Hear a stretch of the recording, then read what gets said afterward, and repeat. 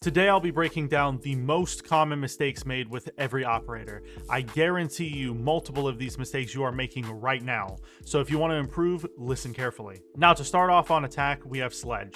I think the most common mistake I see made with Sledge is choosing him on bomb sites where vertical play isn't an option. A lot of new players in particular get super comfortable with Sledge because of his easy to understand loadout. However, picking Sledge on a bomb site that doesn't have a destructible ceiling is a wasted pick. He may have grenades and a good gun with a 1.5, but all of these things help him to be strong while playing vertically. If you aren't going to do that, or you can't because of the enemy's bomb site, switch off of him. Now, if you get the chance to play Thatcher, what mistakes could I possibly talk about? Isn't his gadget simple? Just clear the wall's utility and you're done, right? Well, that is exactly the problem. A lot of players who play Thatcher will just throw all their EMPs on the wall and then take a bunch of gunfights. You want to save at least one Thatcher EMP for later on in the round, so that way when you go for a plant, you can use it to clear out vital defender utility. Things like nitro cells being thrown at the planter, maestro cams, echo drones, and anything else you may come across can all be dealt with if you save an EMP. While Thatcher's primary job is to help get the wall open, don't waste his huge potential by using all his EMPs early in the round. Ashe mains are typically the rushing type. They will run full speed into the site and die super early on. You never want to do this. Ashe's breaching rounds can help clear out utility, play vertically, or open any soft walls and hatches you may need. Dying early on removes a ton of utility off the board that could have helped your team win, so stop playing Ashe so aggressively. Thermite is an operator that is heavily phased out of the meta. Honestly, the biggest mistake I see with him at lower elo is picking him way too often. He is extraordinarily useful for opening big holes in walls that you have easy access to. However, operators like Habana and Ace provide ways for you to breach walls from a safe distance. On a lot of sites, using Thermite to open a hole in a wall is just not feasible. I think Ace on 90% of ob sites is just way better than Thermite. For Twitch, I think a lot of people underuse her drones. Like Ashe, a lot of people will run Twitch for her gun and will misuse her gadget or just not use it at all. Don't send your Twitch drones in early in the round because defenders will be on high alert for them. Also, don't use your drones to clear rooms for your team unless absolutely necessary. Your Twitch drone should be saved until later in the round when you need utility cleared. This decision can help you clear utility you normally wouldn't be able to. Next up is Monty. The biggest mistake I see with him is people playing him too passively. When you play Montaigne, you act as a human drone that should be taking map control for your team. You can't just sit back and continuously ping defenders the whole round. You're eventually going to have to move up and take that map control. Also, if you're playing Montaigne and you aren't going to call out in-game chat, then don't run him. His entire job is being a human drone, and if you can't relay information to your teammates, then he is basically useless. The biggest mistake I see a lot of people make when they run Glaz is running the Bearing 9. I know him having a DMR can make you tempted to run the Bearing 9, however, the amount of utility he can provide by running the Gon 6 is immense. It could help you clear a pesky shield that stops your push, or a castle barricade, or even maestro cameras. This, in combination with his grenades, can make him a menace. A lot of people when they play Fuse will just place cluster charges randomly on the floor above objective and set them off early in the round. While you can do this for the first 1 or 2 cluster charges, the rest should be used on clearing specific utility or forcing defenders out of power positions. This can be done by droning out to see where the defenders and utility are in the bomb site. Then blow your cluster charges accordingly. If you coordinate this with your team at the same time, you can blow a cluster charge and you can all be pushing site directly into the defenders that are running away from your cluster charges. These are the use cases where Fuse is the strongest, and you should be doing things like this more. Blitz is an operator that a lot of people misunderstand. Blitz is strongest in roam clearing. However, a lot of people will use Blitz to rush defenders on their own. Never do this. You should be using Blitz in combination with another roam clearing operator like Jackal or Lion so that you can force roamers away from where they were playing and pinch them. Also, Blitz is a lot like Monty, where if you can't communicate with your team, you shouldn't be running him because he relies a lot on communication to clear roamers. The biggest mistake people make with IQ is choosing her at the wrong time. You should only be picking IQ when Valkyrie is not banned. IQ's main use is to clear out Valkyrie cameras, so if you pick IQ while Valk is banned, you should just switch to someone else. Now, when you play IQ, that doesn't mean that your only job is to destroy Valkyrie's cameras. You should also be trying to call out as much utility as possible on top of this. Any information could be vital to your team. Now, the biggest mistake with Buck is people will choose to not play vertically. Very similar to Sledge, Buck is only useful when you can play vertically. If the defenders are choosing a bomb site that doesn't complement his playstyle, or you don't want to play vertically, just switch operators. You should only be using Buck to apply vertical pressure to defenders. Vertical pressure is one of the hardest things to deal with as a defender, so if you aren't going to use him for that, you are severely missing out. Blackbeard is utterly useless. However, if you're going to pick him, I would recommend using him on repel or windows as much as you can. The protection of his shield can make it hard to kill him while upside down repel on a window or while crouch peeking at a window. If you try to use him like an entry fragger, it likely won't go well for you. His ADS time is abysmal, his movement speed is slow, and his guns just aren't competitive. The biggest mistake a lot of Capital players make is placing their bolts in terrible positions or deploying them at a bad time. Don't use his fire on a defender when you're alone. If you work together with your teammates to clear defenders, you will pretty much guarantee kills. Also, don't place your smokes in awkward positions. Bad smoke placements can get your teammates killed. In general, you want your smokes to be farther away from the position you are pushing or where you are planting. This is because placing your smokes too close to the plant or even on the planter allows enemies to just run through them and catch you off guard. Use the smoke to cut off defenders' line of sight, not your own. The biggest mistake that you can make with Hibana is not knowing how many pellets to use on a given breach. Knowing when to use each firing mode is key. I won't go into detail on that because that could be a whole video on its own, but learning exactly when it's best to use each firing mode is key. Also, don't overpick Hibana. She is at her strongest on bomb sites where a lot of hatches and vertical play is possible. If you know you're going to be breaching a lot of walls, just bring Ace or Thermite. A lot of players when they play Jackal will try to roam clear on their own. This is a mistake. You never want to be roam clearing on your own. It makes it nearly impossible to pinch defenders, and without a teammate, there is no one to get your trade if you potentially die. Also, another big mistake I see at lower elo is not droning. People, when they pick Jackal, think that his footprint scanner is good enough, but it's not. You still want to drone yourself into the building, and once you are in, you can use your Jackal pings in combination with another attacker droning you in to clear the roamers. Relying on the Jackal footprints alone could cause you to suffer an early death and could cost your team the round. The biggest mistake I see from Ying players is being too scared to take map control. With Ying, you should be using her Candelas to clear out defenders from an area and take the map control. Watching your teammate waste all of his Candelas just to take no map control is pretty rough. Be confident in yourself and take the map control. If you don't, you are wasting a strong piece of utility. The biggest mistake I see from players who play Zofia is using her stuns poorly. These things are a menace. They can allow you to counter a bandit trick, self-burn ADSs, or Wamai magnets so you can clear utility, or you can even clear a room by shooting her stuns into it. If the stuns don't go off, then you know it's clear. However, some people will just forget to use them or will waste them on unimportant positions. When you're playing Dokkaebi, you need to understand when to use her calls. These calls can be crucial to a round and can easily provide your team with free map control or picks if done properly. However, a lot of people will waste their calls at the start of a round or at a time when you can't capitalize on them. You should be using her calls to clear out pesky roamers or to make an opening for your team to rush site. Her calls now stop dead defenders from watching cams, so use it. Wait until later in the round when multiple defenders are dead, then you can call and provide your team with an opening. A huge mistake I see when players play Lion is wasting his E1D scans. Scanning with Lion as soon as the round starts literally accomplishes nothing. You want to be droning out roamers and then using your scans to force them into a lose-lose situation. What I mean by this is after you find a defender, you set off your E1D, and this forces the defender to either A, change positions, or B, stay where they are and risk getting pre-fired. If you do this properly, it will save you tons of time when roam clearing and make your life a lot easier. As for Finka, you need to use her gadget as soon as you get the chance. A lot of players think they should save their surges for when multiple attackers are injured or for the final push. However, you want to use her gadget as soon as you get the opportunity to. If you don't, you're at risk of dying before getting the full potential out of her, and you could end up saving a teammate's life. If you want to play Maverick, you need to stop trying to make kill holes. The only thing you should be doing with Maverick is turning a wall soft or opening a hatch. You can turn a reinforced wall soft by blowtorching the bottom and the top of the wall. I won't go too into detail on this because it would end up being quite long, but if you aren't going to be doing this when you pick Maverick, just pick a different hard breacher. The biggest issue I see with the way players play Nomad is their placement of her air jabs. A lot of players will put air jabs in obvious, easy to shoot positions or in positions that will not have an effect on the round. For example, never put all your air jabs on runouts. This is just a waste of a helpful flank watch tool. Also, a lot of players treat air jabs as a catch-all for flanks. However, your air jab should be used in combination with players on flank watch. If you just set up an air jab nowhere near any teammates, it won't accomplish anything other than letting you know someone is there. You won't be able to capitalize on the down defender. If you place air jabs right, they can give you free kills, but but if you play them wrong, it can just be a waste of time. Gridlock is in a similar boat. Her track stinger should not be relied on to hold a flank.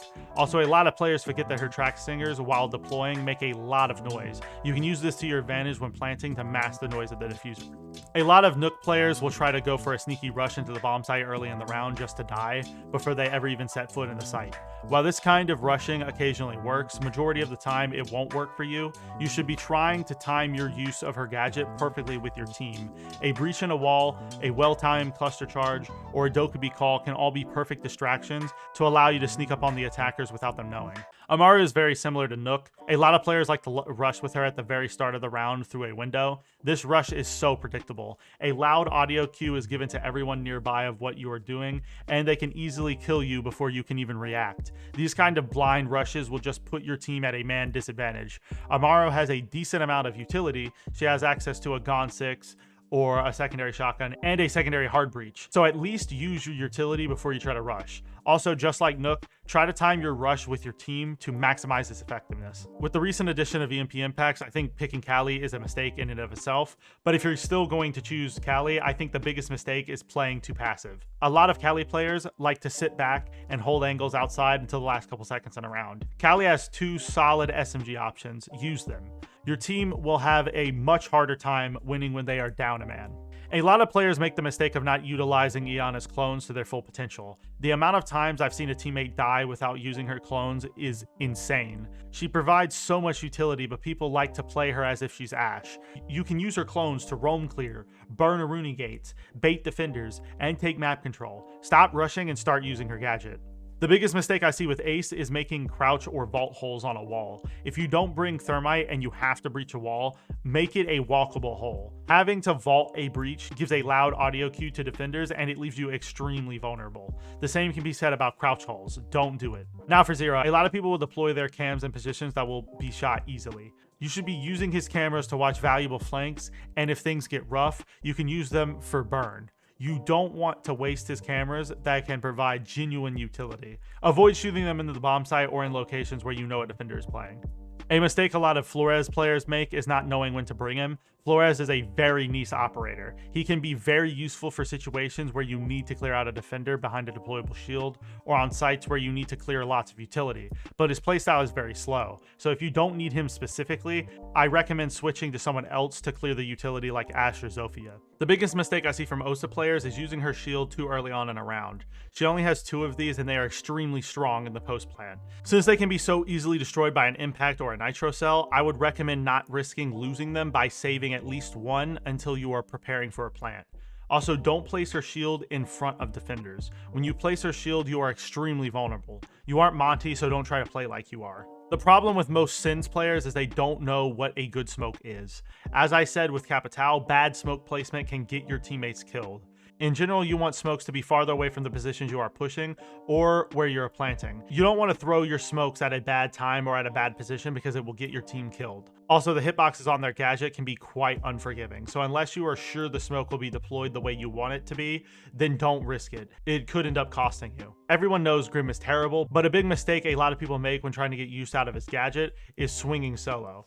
Grim's gadget takes forever to deploy, and it takes just as long to bring your gun back out. You want to have another attacker holding the angle or swinging with you, so when the defender attempts to leave the area of your bees, your teammate will be there for the frag. We'll now be switching over to the defense, starting off with smoke. I know it's been drilled into your head for years to play safe with smoke and to save his smokes until the plant, but this is just false. A lot of players are so scared of using their smokes, they'll die with smokes that they could have used. Don't be afraid to use your canisters early in the round to save your life or to delay a rush from the attackers. It's better to get something out of them than nothing at all. One of the most common mistakes people make with Mute is trying to use his gadget as anti-breach. When putting his gadget on a wall, it does not protect the whole wall, it only protects the bottom of said wall. This is because operators like Ace and Abana can deploy their gadgets at the top of the wall and breach it while the jammers are still active. The only times you should be using Mute on a wall is if you are bandit tricking or it's a single wall. Single walls allow the Mute jammer to have a much wider coverage, and you only need one of them to cover the entire wall.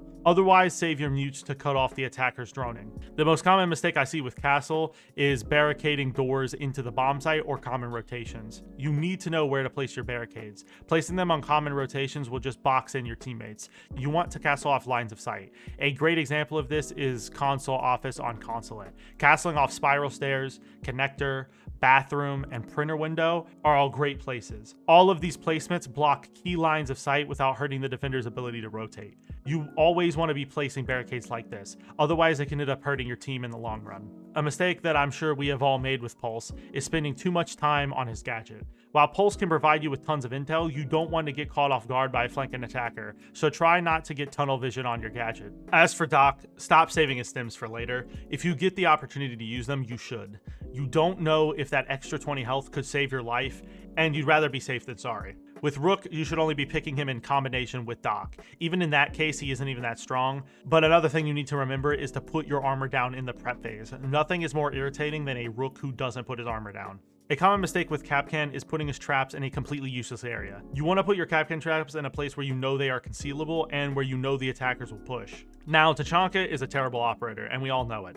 But if you still want to run him, the biggest mistake I see people making is using his fire in the wrong areas. Unlike Smoke and Goyo, Tachanka is only good at denying small, tight areas like hallways. So you want to avoid using his gadget to clear off large areas because it'll be ineffective and leave you vulnerable. For Jaeger, a lot of people struggle with where to put his ADSs. A common misconception is that ADSs are used to protect defenders from nades, and while yes, this is true, their primary function is to protect utility. You want to be placing ADSs in areas where you know attackers will be attempting to clear utility, or you can put them on power positions to help defenders hold the line for a little longer. The major issue with a lot of bandit players is not bandit tricking enough. If you're picking bandit and you aren't bandit tricking, then you should be running Kaid. Kaid is just miles better when your goal isn't to bandit trick. As for Frost, you want to place her mats on windows where attackers are unable to repel, because if not, upside down repelling will just be an easy way to clear the frost mats that you've placed on those windows. Also, you want to be playing near your frost mats, so if they decide to vault a window and shoot your mats, you can pick up an easy kill. One thing about Valkyrie that is heavily underutilized is placing sound cams. These are cameras that don't have much visibility of a room, but they can provide you with audio intel that you can use to call out the attacker's whereabouts. Guaranteed intel is better than throwing a cam in a position where it can be spotted easily, and that's why sound cameras are so strong, because attackers will rarely be able to find them. The biggest mistake most Cavs make is trying to rat in a corner and going for a late flank. If the attackers have any flank drones, air jabs, or track stingers, they will stop you in your tracks. Also, this strategy defeats the purpose of what a roamer is supposed to do. Roamers are supposed to burn as much time as they can off the clock. If you want to hear me talk about how to roam more in depth, you can go and check out my video on it. I'll try to put a card on the top right for you to go check it out. Echo is an operator that is widely misunderstood by the community. A lot of the community will just hide his yokais to save them for the plant and then sit on cams for the rest of the round. First off, don't hide your drones. Try to set them up in positions where they can be cameras for your team until later in the round. Also, instead of sitting on cameras the whole round, try to intermittently hop on cameras and help your team hold important map control. For Mira, a lot of people will just set their mirrors up on outside walls or other walls connected to the bomb site for intel gathering. However, the best way to use Mira is to set up angles that you otherwise shouldn't be able to hold. You can place a Mira on a reinforced wall and use your secondary shotgun to make head holes on the soft wall next to the window. This will allow you to quickly peek attackers and pick them off easily. You can set up these kinds of angles on power positions to delay the attacking team's push for quite a while. Now, a lot of Legion players will just place their goos in random locations where they can't capitalize on the intel. When playing him, you want to try and put your goos in an area near teammates or yourself, so that way someone will be able to capitalize on your traps. For example, if you're roaming, you should use them to figure out where the attackers are clearing you from. If you're playing on the bomb site, you should be using them to figure out where the attackers are planning on pushing from. The same thing applies to Ella. Don't just set up her Grismots wherever, you want to capitalize on them when they go off. So setting them up near where you want to play is crucial. For Vigil, a lot of mistakes people make just comes down to not understanding how to properly roam. Stop playing aggressively when roaming. Your goal is to waste time and to preserve your life at all costs. Kills are secondary, so stop playing aggressively and dying early. Maestro is very similar to Echo. A lot of players spend way too much time sitting on their cameras. Your team is going to need your help holding the site, so try to intermittently check those cams and help your team in between. Alibi's Prisma is another gadget that a lot of players don't understand. You don't want to place her gadget around in random low traffic locations. What you want to do is place her gadget primarily on highly trafficked windows or in common angles in the bomb site. Prismas that are placed under a window will force an attacker to get pinged when vaulting said window, which can give you valuable intel. Any other Prisma should be placed on common angles to trick attackers into shooting them. As for Clash, a lot of players will play too aggressively. Don't push up close to the attackers, you might open yourself up to a crossfire. You want to be playing passively to conserve your life for as long as possible. Make attackers waste their utility on you and help your teammates get kills. You should only have your gun out in 1vx situations. Other than that, you should be sticking to the shield. Kite is probably one of the most straightforward operators in Siege. However, one thing a lot of players mess up is putting his claws in obvious positions. With the addition of EMP impacts, you can't just throw your electric claws on the top of the wall and call it a day. You want to try to put them in unconventional locations so they won't be cleared easily with EMP impacts. Now for Mozzie. Stop putting your pest down in the prep phase. This is an utter waste of your pest. You want to utilize his pest to stop enemy intel during the round, not during the prep phase. Just shoot the drones during the prep phase if you see any, and save those pests for later. Then deploy them immediately after the prep phase where you're roaming or near the bomb site if you want to. For Warden, at least for me, a common mistake is forgetting to turn on your glasses. I forget this all the time and it sucks to die and then realize minutes later that your glasses could have saved you. So try to remember to utilize your glasses when you get the chance to. Just like many other operators, Goyo players suffer from bad canister placement. You want to set up your Goyos where attackers can't easily deal with them and where they won't screw over your team. Make for sure attackers have no lines of sight onto your Goyos so they don't destroy them before they become useful. A massive mistake players make with Wamai is putting his disc near ADSs. When magnets grab a projectile, an ADS will try to shoot it at the same time, meaning that the ADS will lose its charge and the magnet will destroy itself. You need to coordinate your placement with Jaeger so that your gadgets won't overlap. Oryx can be a decent roamer in the right hands, however a lot of players don't understand how to play him. First off, you don't want to play him on maps where there are no hatches. Also make sure you break every hatch on the map pretty much during the prep phase. The strongest part about Oryx is he can make attackers waste their time droning on a floor, and then just switch to a different one quickly and quietly. However, if you don't have the hatches pre-broken, then your rotation will be heard and it will give you away. Melusi players also suffer from poor placement. A lot of Melusis will place their wubs in easy to shoot locations. You want your wubs to be placed in a location where the attackers will have to entirely shift their aim to shoot them. This will give a perfect opportunity to swing them and get a free kill. A common mistake with Aruni is setting up her gates in positions that will reveal your position. A great example of this is Oregon on Pillar Door. As a defender, quick peeking this angle occasionally to apply pressure on the attackers in blue is a good idea. However, if you place your Aruni gate on this door, the attackers will know when you are about to swing and pre-fire you easily. So make sure you don't use your gates on locations where you and your teammates are playing. Thunderbird is another easy to understand operator, but probably the most common mistake I see is putting her stations too far apart and in unsafe spots that are hard to rotate towards. When your teammates are in a pinch and they need healing, they don't want to do a marathon around the bomb site to get to every Kona station. Now for Thorn, a lot of people try to use her gadget like a Grismont mine. They just throw them above windows and doors and just forget about them. However, Thorn is much stronger than this. You should be setting up her gadget on default plant spots by shooting holes in the floor and throwing them in the hole. Deploying them at default plants are useful because once an attacker goes for a plant, they'll be forced off of it and potentially into your line of sight. Also, Thorn meshes really well with operators like Melusi. You can set up your Thorns near Melusi wubs to nearly guarantee a kill. These placements will provide you with way more utility than just throwing them above a door. With Azami, a lot of people love to throw Kibas at walls the attackers breach or doorways they are pushing. This is terrible. Kibas can be used to cut off lines of sight and they can set up some nasty angles, so stop wasting them like this. I hope you guys enjoyed the video. If you want to learn more about how to properly roam in Rainbow Six Siege, you can go and watch this video. And if you need help learning how to properly attack in Rainbow Six, you can also go and watch this video. Anyways, don't forget to subscribe and peace.